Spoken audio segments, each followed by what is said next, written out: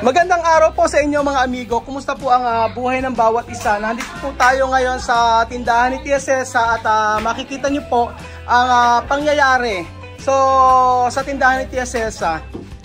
So, ang title po ng ating video ngayon ay ang tinatawag na, ang title po ay ang A Day in a Life as a tindera sa Africa na si Tia Cesa. Yan po mga amigo. So, ngayong araw po mga amigo ay ayon si Tia Cesa, katatapos lang po niyang maghugas ng plato.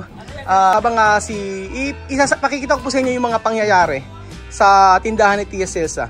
Katatapos lang po niyang maghugas ng plato, kaserola, ngayon po ay maliligo niya. So, ang sabi ni Tia Cesa, si Misma muna ang magbabantay ng tindahan. Ayan. Buenas tardes, Misma. Buenas tardes. Buenas tardes. Buenas tardes a mamá de Bubuye. Nombre? Esperanza. Esperanza. Esperanza. Magdalena, mamá de Raiden. Ay, so mamá de? Raiden. Raiden, ayan. So habang nagbebenta po si Misma.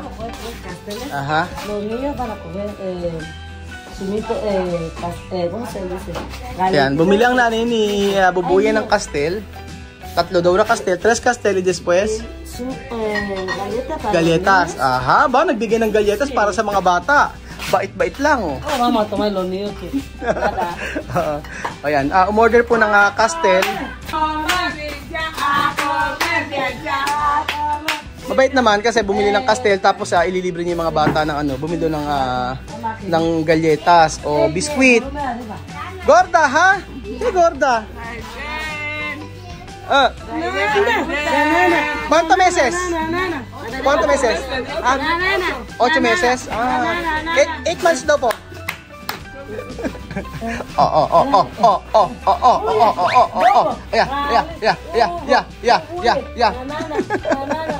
Nanay ni Bubuy, maano din makulit din eh.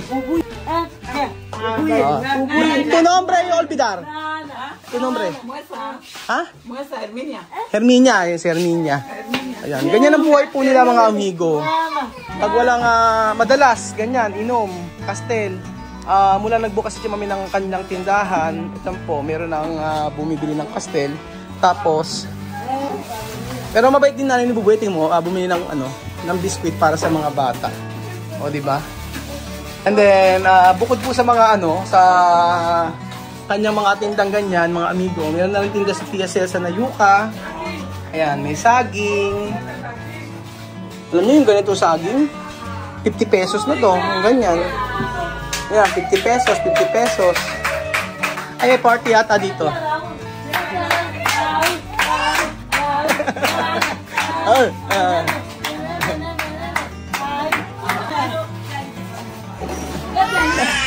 Cada día, ¿cuánto castel tú puedes tomar? ¿Cuánto castel tú puedes tomar? No mucho. Solo, ¿cuánto? 1, 2 o 3. 2, 3 ya está. Sí, 2, 3, después dormir. ¿Y tú cuánto castel tú puedes tomar? 4. ¿Y tú? 4, después ya está dormir. ¿Cada día tomar castel? No. Ella, tú cada día. Yo tomo todos los días, puedo tomar 1 o 2, ya está. Ya está. ¿Y tú no? 2, 1, ya está. Cada día? Sí. Araw-araw doon sila uminom ng kastel. Pero con alguien me sabe que esa persona que tú te un día, yo digo que hoy no tomo. Aha, pero hoy tomo. Aha. Nagkakagulo yung mga tao. Nagkakagulo sila. Hindi mo alam kung tindahan to o bar. Bar na yata ito. Abangan po natin si Tia Cesa. Umiinom sila ng kastel, ayan. Tapos yung mga bata kumakain ng biskuit. Kumakain ng biskuit. Diba, nakakatuwa naman ang mga bata. Buenas tardes, sa pasensya. ¿Cómo está cuando tú tienes novio nuevo? ¿Está bien? ¿Está bien, no? Cuando... ¿Cómo va Paulino? ¿Ya está? Joke lang, joke lang. Ayan, may mga nagtitinda rin dito, ayan, mga amigo ng mga ukay-ukay. medyas. Ya, eso fue mira. Esto muy bonito, ¿eh? Mira. Pero esto.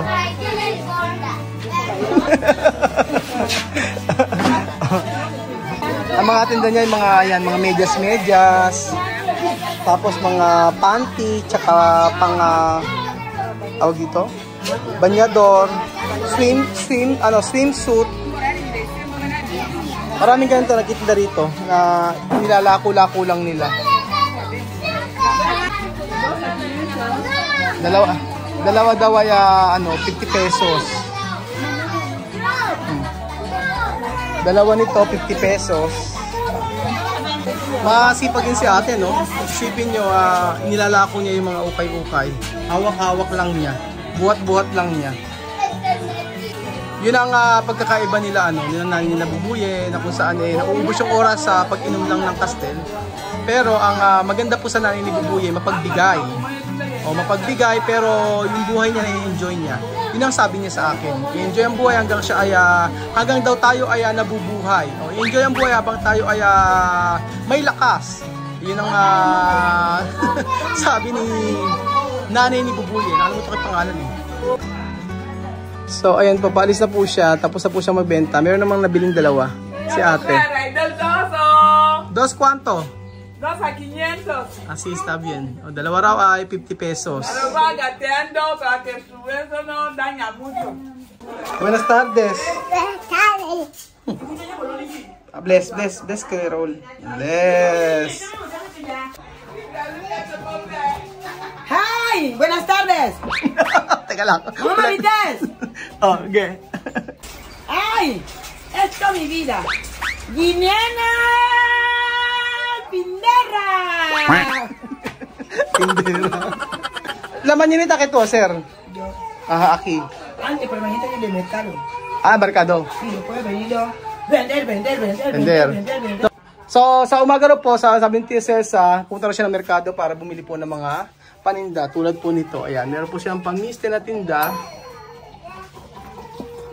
Ayan. 100 pesos, mga ganyan. Hanggang sa kamatis, nagtitinda na rin siya ng mga gulay-gulay. May yuca. Ayan. Bumili uli siya ng ibang kaldo. Ayan. So, ayun po mga amigo. Yan ang makikita nyo sa araw-araw na ginagawa ni Tia Cesa. Pagkatapos pumunta sa may palengke, ito, siya ay maglilinis daw sa tindahan. Sabi nila mura daw ang ating mayonesa mga amigo, 100 pesos. Ewan ko, ba't nga ba mas mura ang mayonesa dito kumpara sa mayonesa sa Pilipinas? Habang si Tia Cesa naglilinis, kukulit na naman tong si Mahmoud. Kailangan punasan tong mga tinda mga amigo. Alam niyo kung bakit? Kasi sobrang alikabok po dito. Dahil wala naman po kasi ayan, wala namang walang semento sa lugar nila Chemami na to. Kaya napaka-alikabok lalo na pag binigadaan ng mga sasakyan. Sa mameno ay mucho, ¿cómo se llama? Sucio, no? Cuando no limpiar, mucho polvo. O marami daw polvo kapag hindi naglinis si Tia Cesa. Araw-araw así? Araw-araw así? Chemami, araw-araw así. Todos los días así? Pero limpiar mucho sucio, polvo, no bien para comida. Tatawa ako sa araw-araw así. Todos los días, ganyan daw po mga amigo. Nililinis ni Tia Cesa ang kanyang mga tinda. Chama, ¿qué cosas a vender mucho? Sardinas, tomate. Sardinas, tomate. Sardinas daw, tomate frito, tomato paste, at saka sigarilyo. Yun daw po ang mabenta. Esa sigarilyo, sardinas. Aceite también mucho. Aceite. Tomate. Hola, spaghetti abana. Spaghetti, oo nga, paubos na yung spaghetti niya. Paubos na yung mga spaghetti niya. Arroz. Compra. Halos naman lahat mabenta. Sabi ko na hindi masyadong mabenta itong mga toothpaste Ewan ko ba't nga ba. Chamame, no gente hacer cepillo aquí. Wala na. Pero eso no pasa mucho. Wala na. Ha? Oo, hindi mabenta toothpaste. Kaya sabi ko may Nag-ano ba sila, nagtututwist? Kasi di ba meron silang ginagamit ito, uling. Uling yung gamit po nila mga amigo sa paglilinis ng ngipin. Kaya, anong sabi ko, bibili kami ng maraming ganito. Sabi ni Tia Cesa, hindi raw mabenta. Yung mga ganito. Ayan, kagaya po ng mga truck na yan, tingnan nyo, mga nagdadaanan dito, maalikabok. Paso mga suki. Kasi Ete baby Soria. Kasi Vente lang. Paso mga suki. Paso baby Soria. Vente lang. Pasok mga suki. Pasa maso soki. Presyo Divisoria. Victoria. Pasok mga suki, presyo Divisoria. 20 lang. 20 lang. Pasa maso soki. Tinuturuan ko sila. Next time ko ng taga-Espanyol. Pasa maso soki. Pasok mga suki, presyo Divisoria. Pasok mga suki. Pasok mga suki. Pasa Mama Suki. Presyo Divisoria. Preso Victoria. Victoria. Victoria. Pasa Victoria. Hindi natin alam kung sino ang lasing sa Ken Buracha. No, nada. Nada. Wala pa raw lasing sa kanila mga amigo. So para kayong nasa ano lang mga amigo, di ba? Para kayong nasa tindahan lang sa Pilipinas, may mga marites. May mga nakatambay. Sa atin sa Pilipinas, ang mga nakatambay po mga amigo ay mga ano ba 'yan, mga tatay ba? Umiinom ng beer. Pero dito mga babae mga amigo. Chamame kasi bebida pasa? ¿Qué pasa? Pastel? Pastel, bufo, blote, Aquí? cola. No bebí, no tiene que la luz. Cigarrillos también. Yung mga inumin daw mabenta. Kaso maliit nga lang po ang tubo sa mga inumin. Sa mga alak. Ayan. Ewan po kung meron pa. Ayan, ito na lang. Porque solo esto nada más? Terminado? Ubus na raw po lahat. Ito na lang natira, oh. Yan na lang yung natira ngayong araw. Pero sa lahat daw ang mabenta ay Castel. Kaya lang po mga amigo, hindi naman malaki ang kita. Castel pasa mucho pero problema no ganar mucho. Oo, hindi masyadong mabenta.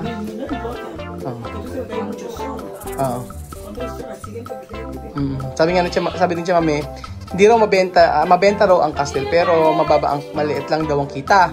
Pero hindi raw mahalaga kasi kung marami naman daw ang bibili. Top también. Soft drinks daw.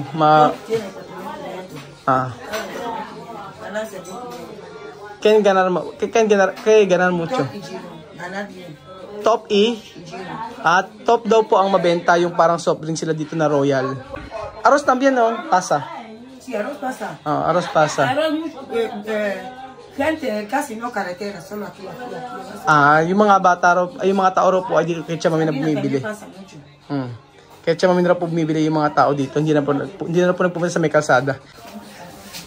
Kaya naman mahalaga, di ba? Pagka nagbebenta ka, merong kita, kaunti, at least, walang utang. Pero, chamay, no ay bale, ha? No ay bale. Hasta sigarilyo. At chamame? Hasta sigarilyo, no bale. Hanggang sigarilyo daw.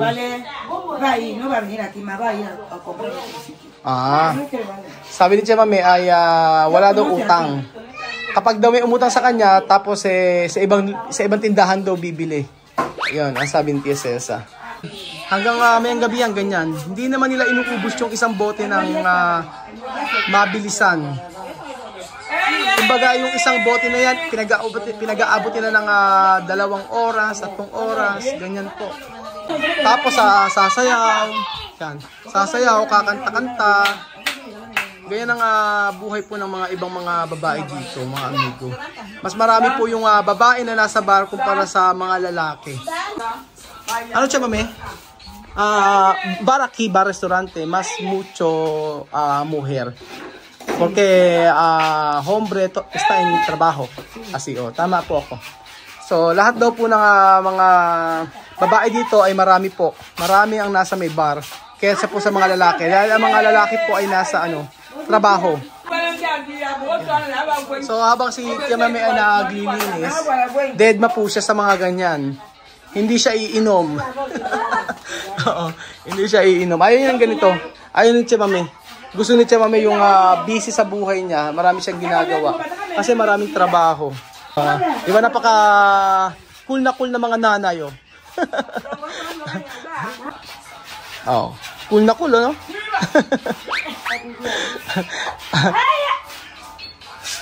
Ayan ako, nagtanggal na ng buhok. Ayan ako, nagtanggal na buhok. Ayan na, ako, ayan na. Ayan ako, ayan. So, ayun po mga amigo, ganun po ang buhay dito ni Tia Cesa bilang isang tindera. Busy mula umaga hanggang hapon. At nag-aantay ng customer. At ang maganda po dun ay alam natin na merong kikitain si Tia Cesa sa bawat araw. Sa mga nagtatanong pala, bakit pala hindi to kay Elvis? Sabi ni Tia Cesa ay the time na nagpapagawa po kasi kami dito, di ba ayaw na tumulong ni Elvis? Hindi dahil sa nawalan siya ng gana dahil nalaman nila kay Tia Cesa. Hindi po. Ang totoo po niyan ay yung pinagawa po ito ay hindi naman na siya halos tumulong talaga. Kaya lahat ng gastos talaga ay ako. Pero salamat na lang kay Kuya Tonton dahil tumulong po sa paggawa ng tindahan na ito. So, malay nyo, pag uwi ng Pilipinas, ito ay para kay Elvis pala, itong tindahan na ito. So, ayun po mga amigo, ganito po ang buhay ng isang tindera dito sa Africa. Naglinis-linis lang. Naglinis-linis na malengke. Kasi hindi ko naman pwede samahan si Tia Mami sa palengke. I-video yun at alam nyo naman mahirap na mag-video sa mga palengke. Pero kung talagang pwede lang, di ba? Lahat mula umaga, kung ano yung mga ginot si Mami, pinaipakita natin. Pero kadalasan lang talaga yan. Linis, antay ng kliyente. Salamat po mga amigo at God bless po sa inyong lahat. Share nyo po ang ating video. God bless po mga kababayan ko.